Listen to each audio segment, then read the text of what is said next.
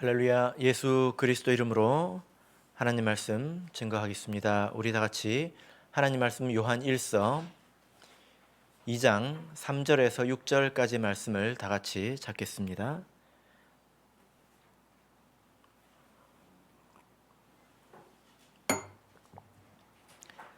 요한 1서 2장 3절부터 6절까지의 말씀을 우리 같이 읽도록 하겠습니다. 3절 시작. 우리가 그의 계명을 지키면 이로써 우리가 저를 아는 줄로 알 것이요 저를 아노라 하고 그의 계명을 지키지 아니하는 자는 거짓말하는 자요 진리가 그 속에 있지 아니하되 누구든지 그의 말씀을 지키는 자는 하나님의 사랑이 참으로 그 속에서 온전케 되었나니 이로써 우리가 저 안에 있는 줄을 아노라. 저 안에 거한다 하는 자는 그의 행하시는 대로 자기도 행할지니라. 아멘. 네, 오늘 이 시간은 그의 행하시는 대로 행할지니라 라는 제목으로 하나님 말씀 증거하겠습니다. 우리가 신앙생활을 해 나가는 데 있어서는 단계가 있고 또 과정이 있습니다. 누구나 처음 신앙생활을 시작할 때에는 다 미숙하죠. 그리고 다 어색합니다. 그래서 성경책도 처음에는 잘 찾는 사람이 없지요. 저도 처음에 이제 교회 왔을 때 성경을 찾을 수가 없었습니다. 그때가 아직도 기억이 나는데요. 그래서 어떤 형제님께서 제 옆에 자리로 옮기셔가지고 성경을 이렇게 찾아주셨던 그런 기억이 납니다. 그러니까 누구나 시작할 때 완벽하게 시작하는 사람은 없다라는 거죠. 누구든지 이렇게 다 어색하게 시작하게 되어 있습니다. 그런데 시간이 지나면 어떻게 됩니까? 시간이 지나서 열심히 하면 하나하나 익숙해져 가게 되어 있죠. 그죠? 그래서 성경을 찾는 것도 익숙해지고 그리고 교회 사람들도 익숙해지고 또 교회 공간도 또 익숙해집니다. 그래서 모든 것이 편해지게 되죠. 이것은 신앙의 성장이라고 말할 수가 있습니다. 그런데 이제 여기에 문제가 있는데 많은 사람들이 이 지점까지는 그래도 잘 오는 것 같습니다. 물론 이제 못 오시는 분들도 많이 있지만 그러나 이 지점까지 잘 오시는 것 같은데 문제는 여기서부터 길을 잃어버린다라는 것입니다. 그러니까 내가 익숙해지고 나서 그 이상의 것을 찾지를 못한다는 거예요. 길을 찾지 못한다는 것입니다. 그래서 어떤 경우에는 너무 익숙해지다 못해 너무 편해가지고 교회 처음에 올 때는 하나하나가 다 어색했는데 나중에는 교회 어디에서도 잠을 잘 수 있을 만큼 익숙해져 있죠. 어디에 누워도 편한 거예요. 그런 것처럼 교회 와서 이제 말도 편해졌습니다. 처음 올 때는 말도 조심했거든요. 이제 말도 편해지고 행동도 편해지고 다 편해져 버린 거예요. 하나마나 예, 이렇게 돼버리는 경우가 있습니다. 그런 또 경우와 반대로 스스로 불안해하는 경우도 있습니다. 뭘 더 해야 되지? 내가 지금 이것도 하고 하고 있는데 많이 익숙해졌는데 이제 내가 뭘 더 해야 되지? 이렇게 헤매는 경우가 있다는 것입니다. 그래서 많은 사람들이 신앙의 성장에 대해서 생각할 때 답을 빈도에서 또 횟수에서 찾으려고 하는 경향이 강합니다. 그렇지 않나요? 그래서 예배를 얼마나 자주 드리냐, 그리고 성경을 얼마나 자주 읽느냐, 또 기도를 얼마나 자주 하느냐, 물론 이것이 중요합니다. 전혀 하지 않는 사람이 이렇게 정기적으로 또 일상적으로 예배를 드리고 기도하고 성경 읽는 것은 굉장히 중요하죠. 근데 그것을 하는 사람들은 어떻게 해야 될까요? 어디로 가야 될까요? 어느 정도가 되면 이제 빈도나 횟수는 크게 의미를 가지지 못합니다. 여러분 이렇게 한번 생각해 보십시오. 1년에 성경책을 5번 읽는 사람이 있습니다. 그리고 1년에 성경책을 10번 읽는 사람이 있습니다. 그러면 10번 읽는 사람이 5번 읽는 사람보다 더 훌륭하다고 말할 수 있을까요?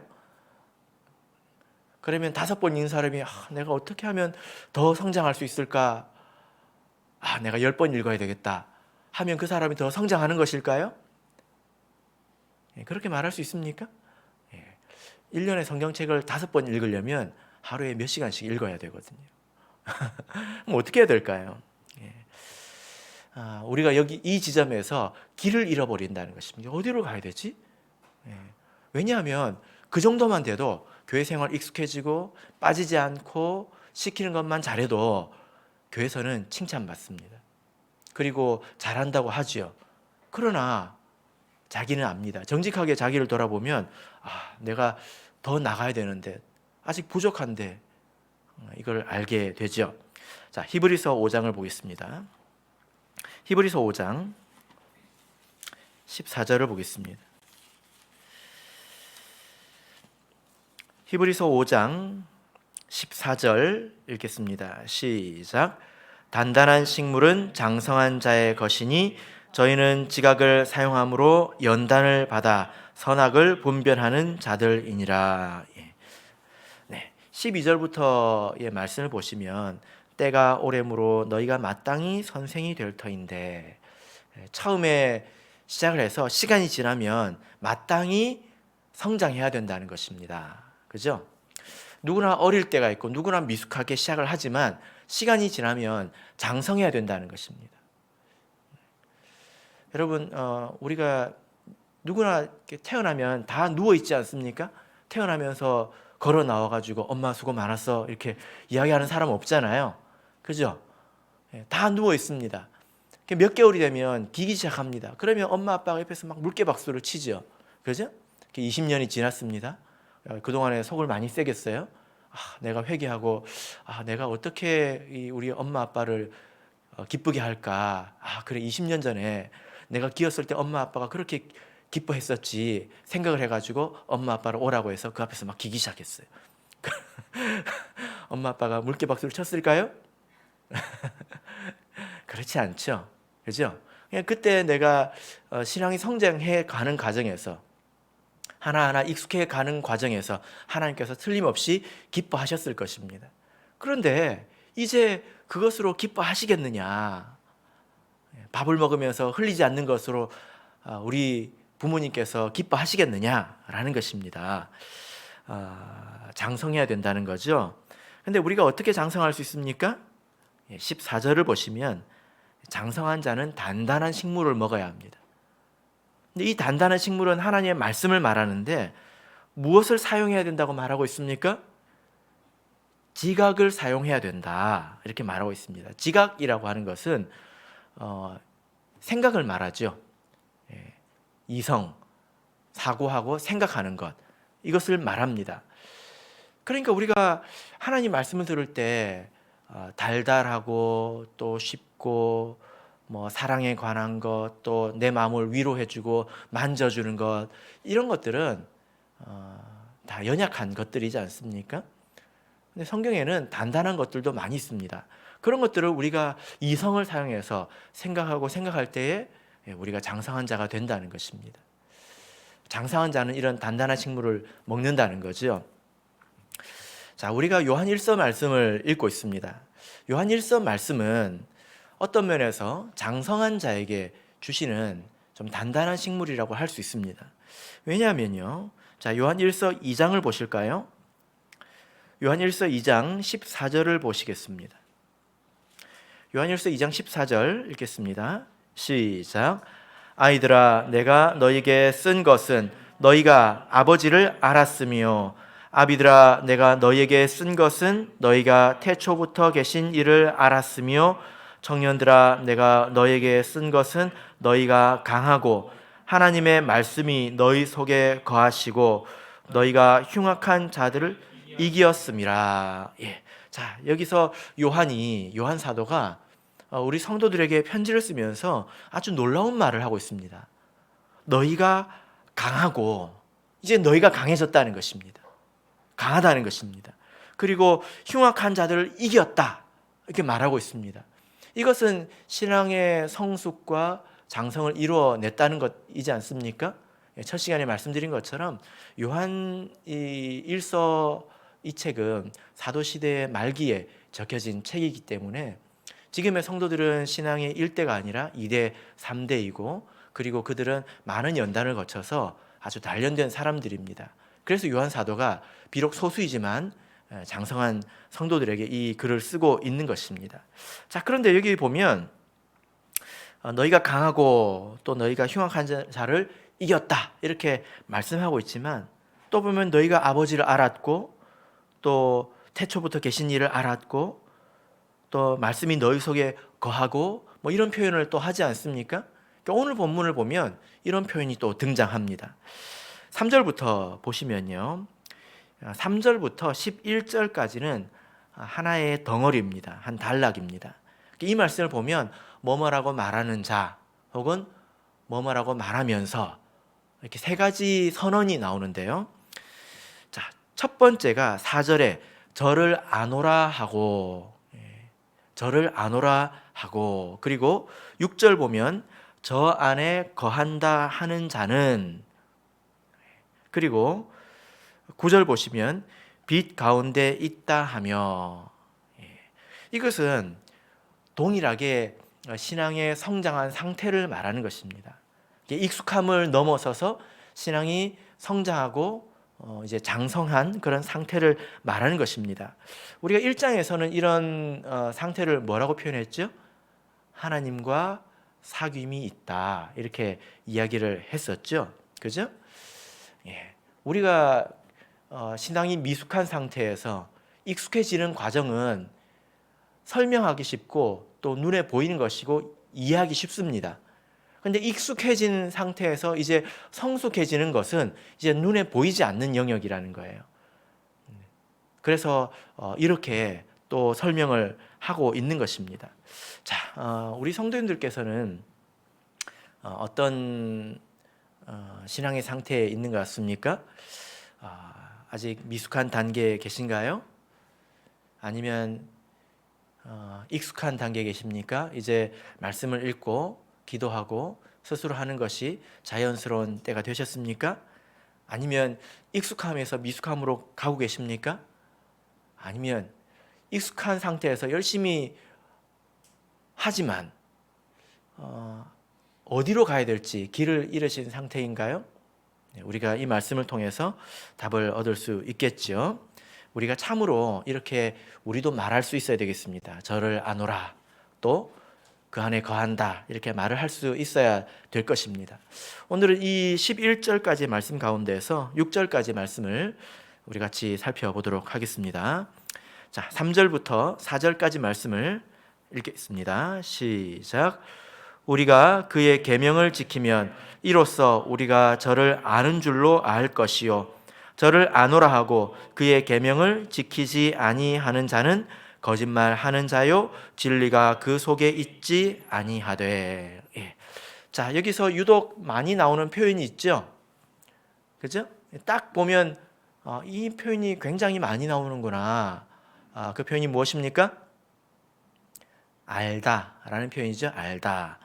자, 3절, 4절을 읽어보시면 우리가 알아야 되는 것이 두 가지가 나옵니다. 무엇을 알아야 될까요? 4절을 보면 저를 아노라 할 때 이 저는 2장 1절에 있는 우리의 대언자 예수 그리스도를 말합니다. 예수 그리스도를 알아야 되지요. 이게 첫 번째 알아야 되는 것입니다. 두 번째는 무엇을 알아야 될까요? 내가 예수님을 아는지 모르는지를 알아야 됩니다. 그죠? 예. 내가 이렇게 시험을 쳤는데 시험 답이 뭔지 알아야 된다는 것과 이 문제를 내가 맞았는지 틀렸는지를 안다는 것, 이 두 가지입니다. 그죠? 요한복음에서 또 이 요한 사도가 적은 이 글들에서 알다라는 표현은 아주 특별한 표현입니다.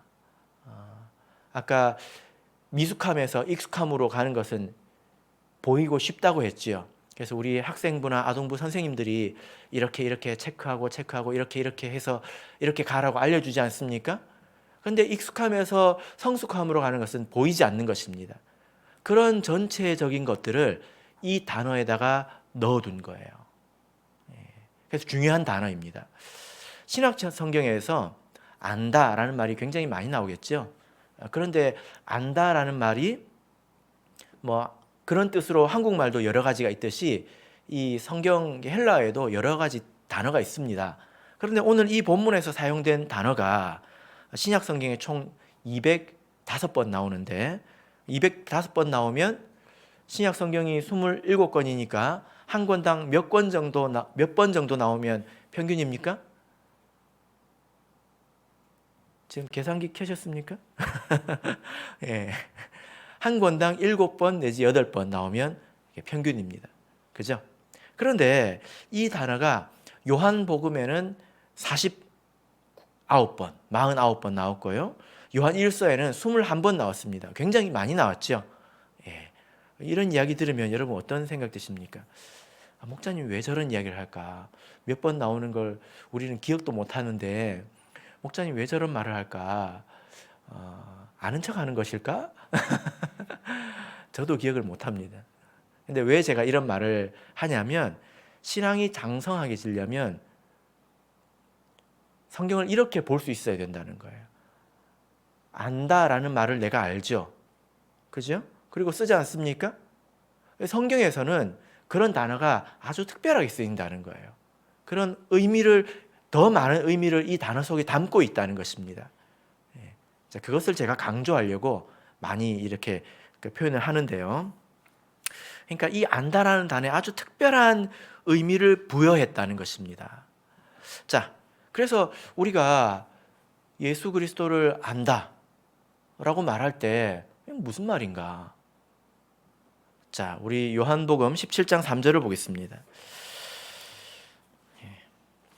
우리가 이렇게 말할 수 있으려면 이 말이 무슨 말인지 알아야 되지 않겠습니까? 요한복음 17장 3절. 자, 읽겠습니다. 시작. 영생은 곧 유일하신 참 하나님과 그의 보내신 자 예수 그리스도를 아는 것이니이다. 예. 자, 여기 보면 예수 그리스도를 아는 자에게 무엇이 있습니까? 어렵습니까? 무엇이 있습니까? 영생이 있죠. 그러면 예수 그리스도를 안다는 것을 안다는 것은 나에게 영생이 있다는 것을 안다는 거겠죠. 그죠? 예, 이렇게 우리가 생각하는 것입니다. 그럼 내가 영생을 얻을 수 있는지 알 수 있는 걸까요? 모르는 걸까요? 알 수 있는 것입니다. 예, 내가 천국 갈지 지옥 갈지 죽어봐야 알지. 안 그래요. 그죠? 자, 그런데 여기서 우리가 이 말씀을 읽고 여러분 그동안에 어떤 생각을 하셨습니까? 우리가 길을 가다가 누굴 붙잡고 물어봅니다. 도를 아십니까? 이거 말고 뭐라고 물어볼까요? 예수를 아십니까? 라고 이렇게 물어봤을 때 사람들이 어떤 사람은 예, 저 아는데요? 말할 거 아닙니까? 그러면 우리가 뭐라고 할까요? 영생이 있습니다. 이렇게 말할 수 있는 걸까요? 그게 아니잖아요. 그죠? 예. 우리가 뭐 예를 들어 교회에 누군가가 찾아와가지고 여러분에게 물었습니다. 혹시 이호셉 목자를 아십니까? 예, 그러면 이분 아세요? 그러면 여러분들이 뭐라고 대답할까요? 모르는데요? 그럼 할 겁니까? 안다고 할 거죠? 그죠? 예, 그런데 틀림없이 압니다.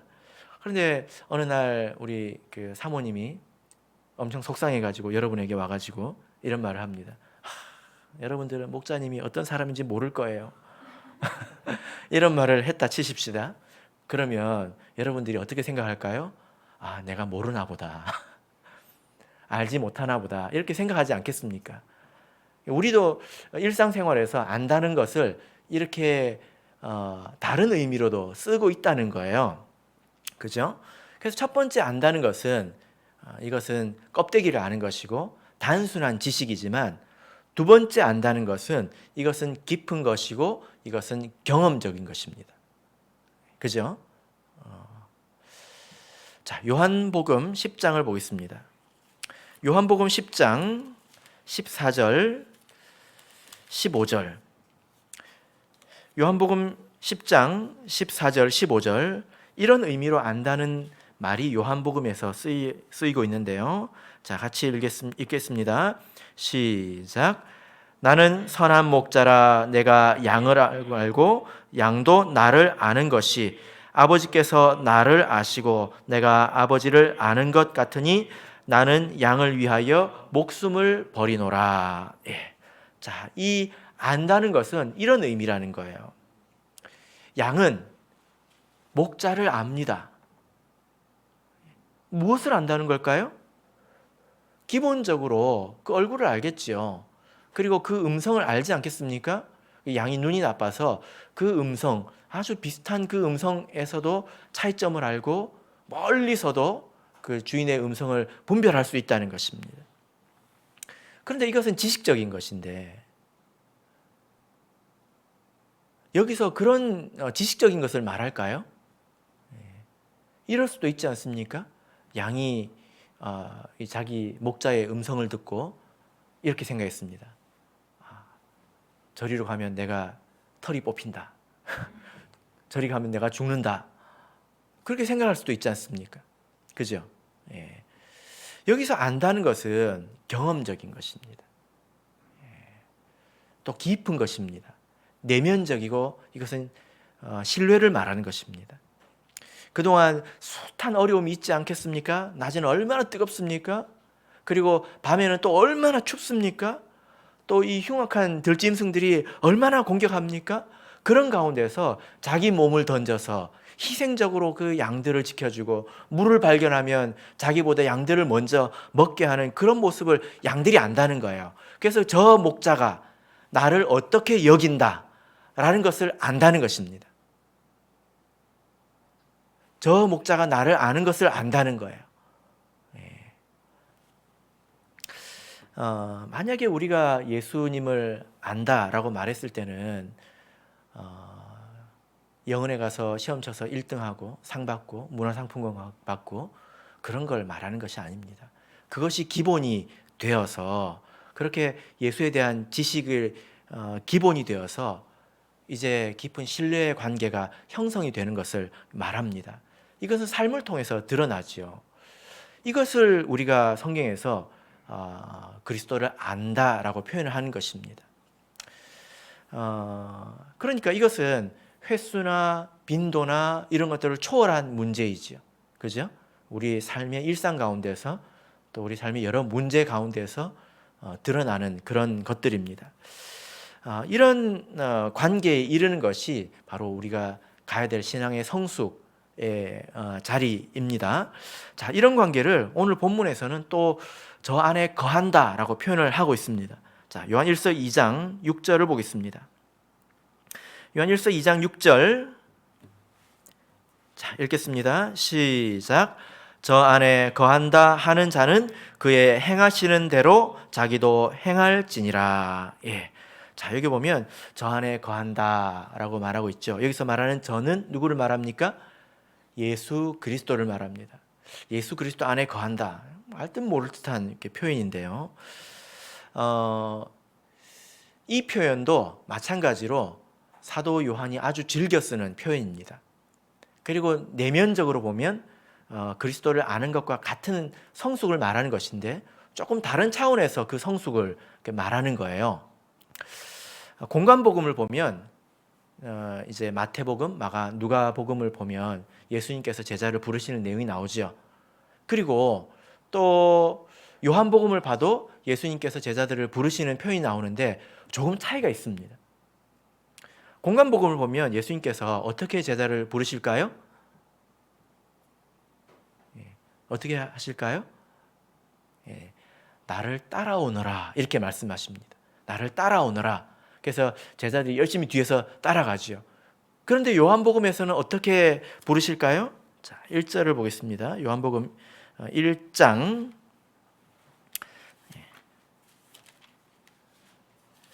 공관복음은 제가 안 찾아봤습니다. 여러분 잘 아시죠? 나를 따라오너라. 내가 너희로 사람을 낚는 어부가 되게 하리라. 제자들이 열심히 이제 꽁무니를 쫓아다녔다는 거예요.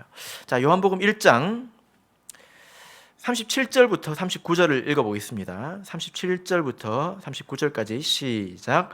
두 제자가 그의 말을 듣고 예수를 쫓거늘 예수께서 돌이켜 그 쫓는 것을 보시고 물어 가라사대 무엇을 구하느냐 가로되 랍비여 어디 계시오니까 하니 랍비는 번역하면 선생이라 예수께서 가라사대 와 보라 그러므로 저희가 가서 계신 데를 보고 그날 함께 거하니 때가 제 10시쯤 되었더라. 예. 자, 이 내용이 뭐냐면 원래 세례 요한의 제자였던 두 사람이 세례 요한의 증언을 듣고 저 사람이 하나님의 어린 양이다 라는 증언을 듣고 예수님을 쫓아갑니다. 여기까지는 쫓아가는 거죠. 따라간다는 거예요. 그래서 예수님께서 그들을 돌이켜서 그들을 보시고 무엇을 구하느냐 하고 물으십니다. 무엇을 구하느냐? 쫓는 자들에게 물어보는 거죠. 무엇을 구하느냐? 여러분들이 예수님을 따르고 쫓는 자라면 이제 이것을 구할 수 있어야 된다는 것입니다. 무엇을 구하냐라고 물어볼 때 이 제자들이 무엇을 물어봅니까? 어디 계십니까? 이것은 어디 거하십니까? 이 뜻입니다. 어디 계시긴요? 코앞에 있는데. 이것은 그런 뜻이 아니라 어디 거하고 계십니까? 그래서 와 보라 하시죠? 그래서 가서 거하신 데를 보고 그날 함께 거하니 라고 말하고 있습니다. 제자들 요한복음에서는 제자들은 같이 거하는 자로 표현이 되고 있습니다. 이것은 진일보한 것이죠. 우리가 공관복음을 읽고 나서 요한복음을 읽어야 되는 것은 우리가 진일보하기 위해서입니다. 따라가는 것은 종과 같은 거예요. 그죠? 네. 그런데 그 종이 어느 날 이제 입양이 되어서 아들이 되었습니다. 아버지의 사정을 깊이 듣고 알고 나면 이제는 그 안에 거하게 되는 것입니다. 자, 요한복음 15장 15절을 보겠습니다. 따르는 것과 거하는 것의 차이를 우리가 살펴보겠습니다. 요한복음 15장 15절 요한복음 15장 15절 같이 읽겠습니다. 시작. 이제부터는 너희를 종이라 하지 아니하리니 종은 주인의 하는 것을 알지 못함이라 너희를 친구라 하였노니 내가 내 아버지께 들은 것을 다 너희에게 알게 하였음이라. 예. 자, 여기 보면 종이 나오죠. 종은 알지 못하고 따르는 자를 말합니다. 가서 전해주라고 하면 이 안에 무엇이 들었는지 묻지 말고 그냥 해야 합니다. 우리가 처음 신앙생활 할 때는 이렇게 따라가야 합니다. 잘 모르죠. 순종해야 되는 것입니다. 그런데 이제 친구라고 하셨습니다. 친구는 무엇이 다릅니까? 사정을 안다는 거예요. 그래서 헤아린다는 거죠. 그죠? 집에 두 자녀가 있습니다. 예를 들어서 집에 두 자녀가 있습니다. 같은 집에 살고 있어요. 그런데 한 자녀는 시키는 것만 합니다. 시키면 합니다. 그런데 안 시키면 하지 않습니다. 시키는 것만 하는 것도 나쁘지 않죠? 그죠? 예. 근데 좀 피곤해 합니다. 예. 그래도 하긴 해요. 그런데 또 다른 하나는 스스로 살핍니다. 예를 들어 엄마가 지금 얼마나 바쁜지, 엄마가 지금 무엇을 하고 있는지, 지금 무엇을 해야 될 때인지. 그래서 저것이 지금 예를 들어서 음식물 쓰레기를 오늘 저녁에 갖다 버려야 되는데 이것을 버리지 않았을 경우에 집에 어떤 일이 생기는지 그건 스스로 헤아립니다. 그래서 스스로 하죠. 같은 집에 살고 있습니다. 근데 완전히 다르지 않습니까? 그죠? 따르는 자가 있고 거하는 자가 있다는 것입니다. 우리 신앙이 그럴 수 있다는 거예요. 교회에서 이거 하세요, 저거 하세요 했을 때 하는 것은 괜찮지요. 훌륭하지요. 근데 그럼 꼭 그래야 돼? 꼭 그래야 돼? 거의 사춘기 수준이지요. 그죠? 자녀이지만 사춘기 수준의 자녀라는 것입니다. 근데 혹시 여러분 집에 스스로 헤아리는 자녀가 있습니까? 예. 다르지 않습니까? 예, 우리가 신앙적으로도 그렇다는 것입니다. 어떤 사람은 지금 하나님께서 누구에 대해서 근심하고 계신지 스스로 헤아릴 줄 압니다.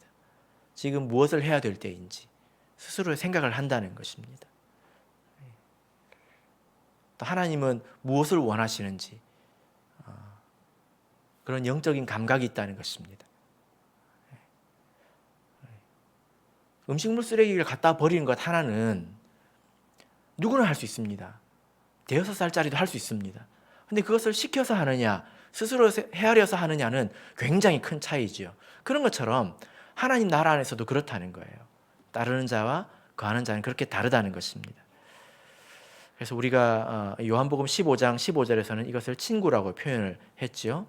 이것은 사정을 이제 다 알려주었다, 알고 있다는 것입니다.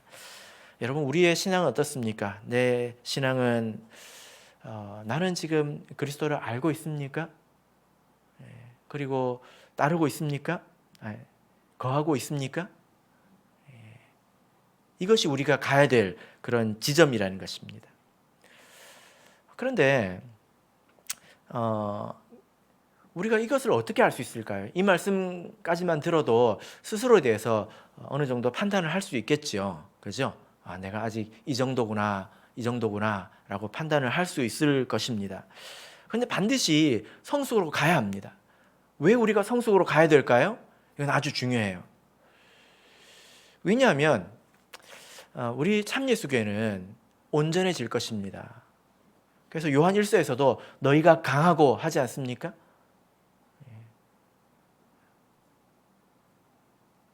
하나님의 경륜에 따라서 우리 참예수교회가 갈수록 온전해질 것입니다. 어떻게 참예수교회가 온전해질까요? 이 안에 있는 한 사람 한 사람이 다 성숙한 사람이기 때문에 온전해진 것입니다. 그죠? 그럼 이 안에는 어떤 사람들만 있는 걸까요? 그런데 만약에 내가 성숙을 추구하지 않고 그냥 이 정도만 돼도 괜찮아 라고 머물러 있다면 어떤 일이 생길까요, 여러분? 생각해 보시길 바랍니다. 자, 그래서 내가 참으로 예수님을 아는 것인지 또 그 안에 거하는 것인지 스스로 판단할 수 있어야 되는데 오늘 말씀에 보면 그 답이 있습니다. 사람들의 평가에 그렇게 연연하지 마십시오. 어지간하면 다 칭찬해 주지 않습니까? 그죠? 자, 요한일서 2장 4절 5절을 읽겠습니다. 요한일서 2장 4절 5절 같이 읽겠습니다. 시작.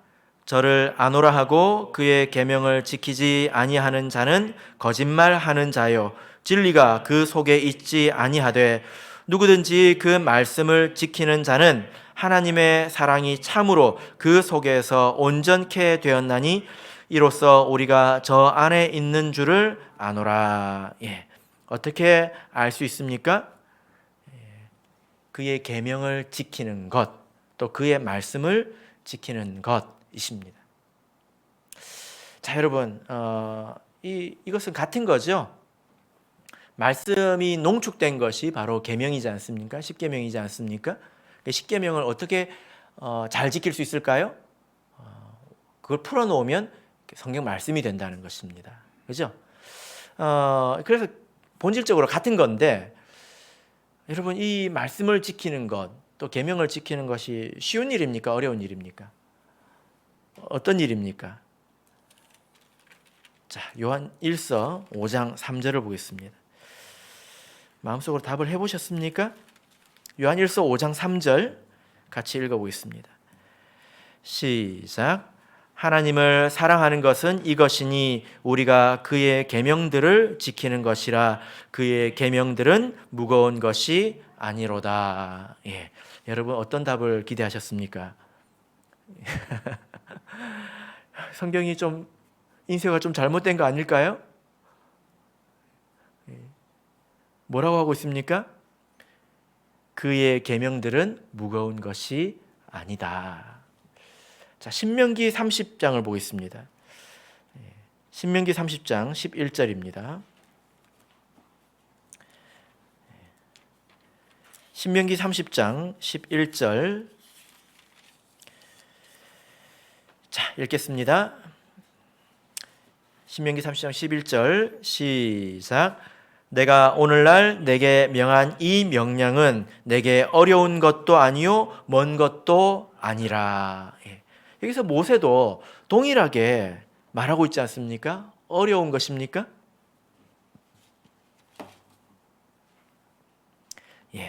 여기서 쉽다, 가볍다라고 말하고 있지는 않습니다. 뭐라고 말합니까? 무겁지 않다, 어렵지 않다. 가깝다고도 말하고 있지 않죠. 멀지 않다, 이렇게 말하고 있습니다. 어떤 뜻일까요?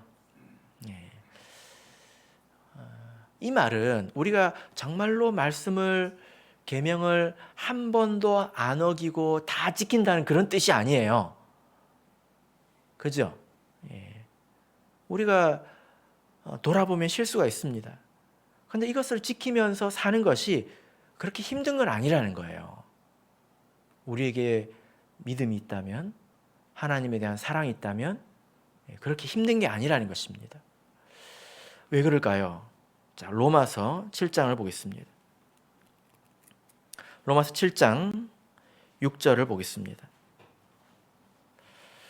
로마서 7장 6절, 자, 같이 읽겠습니다. 시작.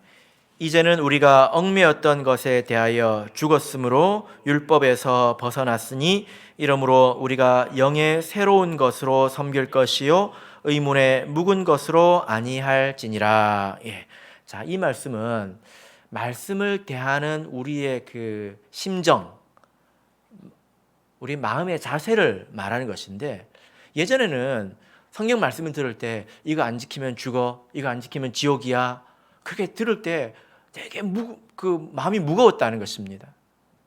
그런데 이제는 그렇지 않기 때문에, 우리가 세례를 통해서 예수님과 함께 죽었기 때문에 우리가 이제는 영의 새로운 것으로, 이 새로운 마음가짐으로 섬길 수 있다는 것입니다. 이 마음이 어떤 마음가짐일까요?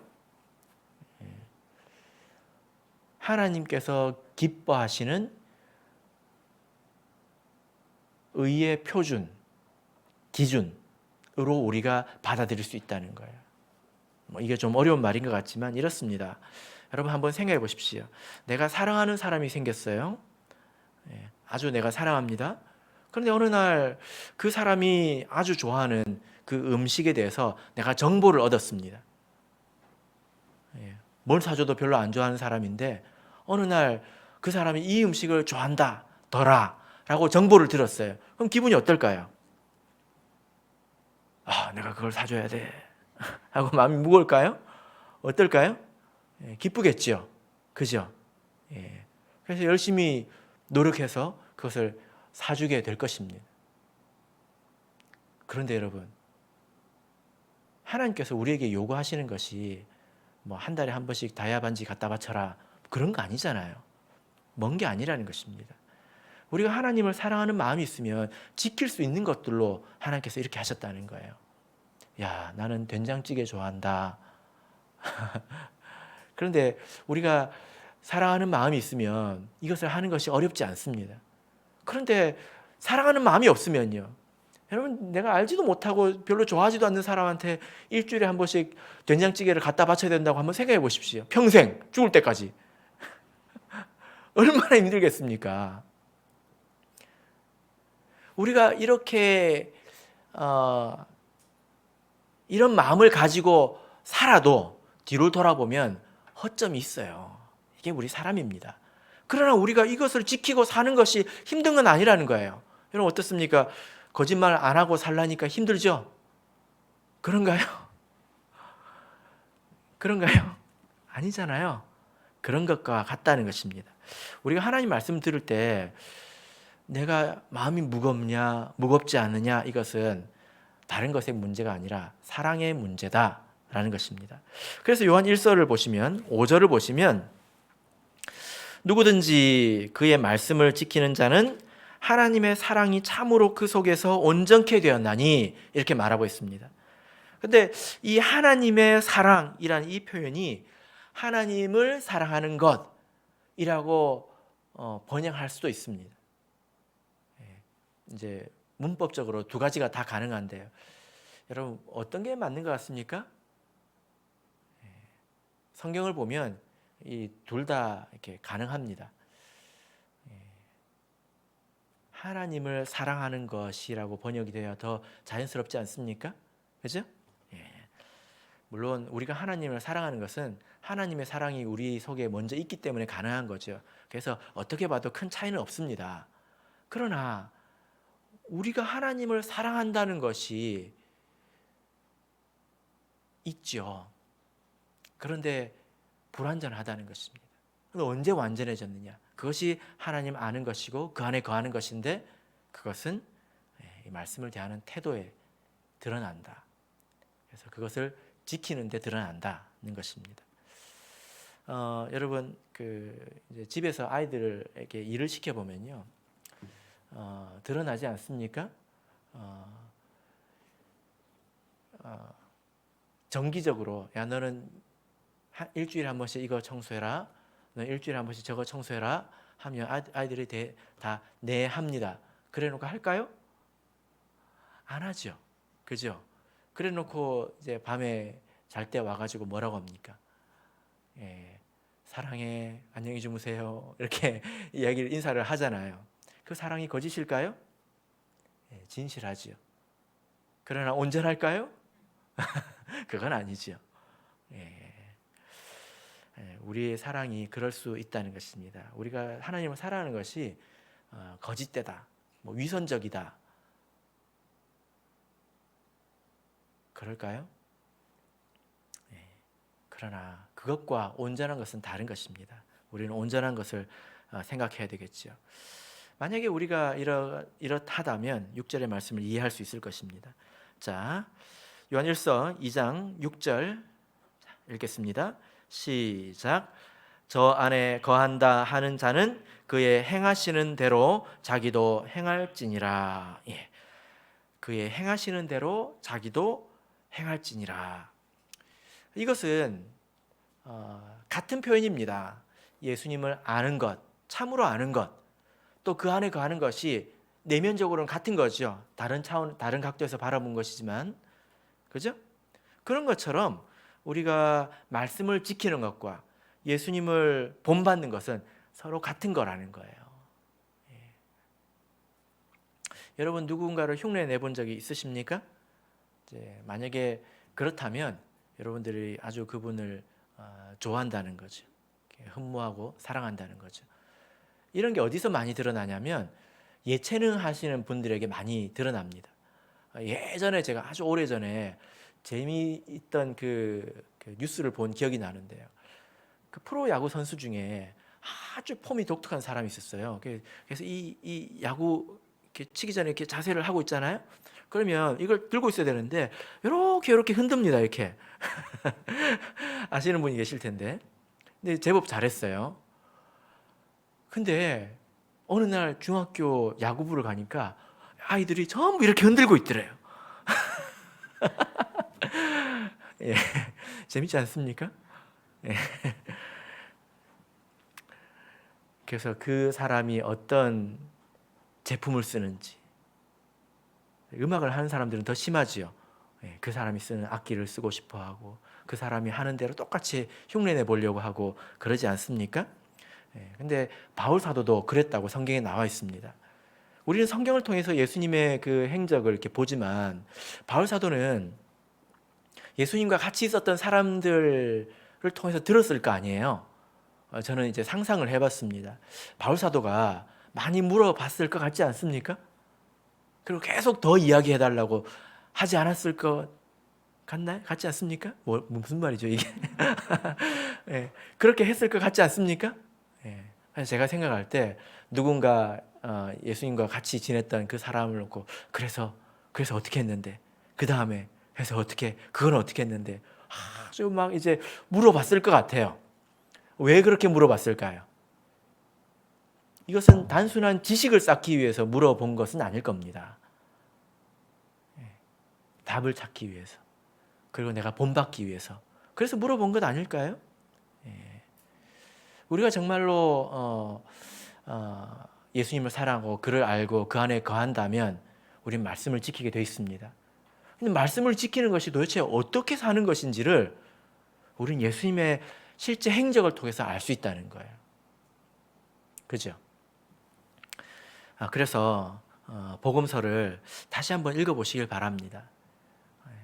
성경 공부하듯이 읽는 것이 아니라 예수님께서 이때 어떻게 하셨는지, 또 어떻게 말씀하셨는지, 이런저런 상황에서 어떻게 행동하셨는지 그것을 보고 배우기 위해서 복음서를 다시 읽어보신다면 우리가 또 다른 또 교훈을 얻게 될 것입니다. 그러면 우리가 예수님 같은 사람이 되어 가겠죠. 자, 여러분 말씀의 결론 맺겠습니다.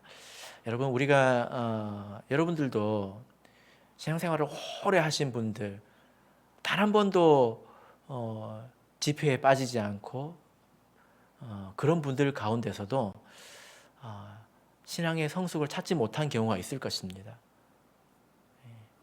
우리는 어디로 가야 될까요? 익숙해진 다음에 우리가 어디로 가야 될까요? 우리가 예수님을 깊이 아는 곳으로 가야 합니다. 그죠? 그리고 예수님 안에 거하는 사람이 되려고 해야 합니다. 그것을 위해서 우리가 기도하고 힘써야 된다는 거예요. 그리고 내가 하나님의 말씀을 지키고 계명을 지키고 예수님의 삶을 본받는다면 스스로 알 것입니다. 나에게 영생이 있다는 것을 분명히 알게 될 것입니다. 바라옵기는 저와 여러분이 이렇게 영적인 성숙을 이루어 가시기를 예수 그리스도 이름으로 축복합니다. 우리 다 같이 찬송하겠습니다. 377장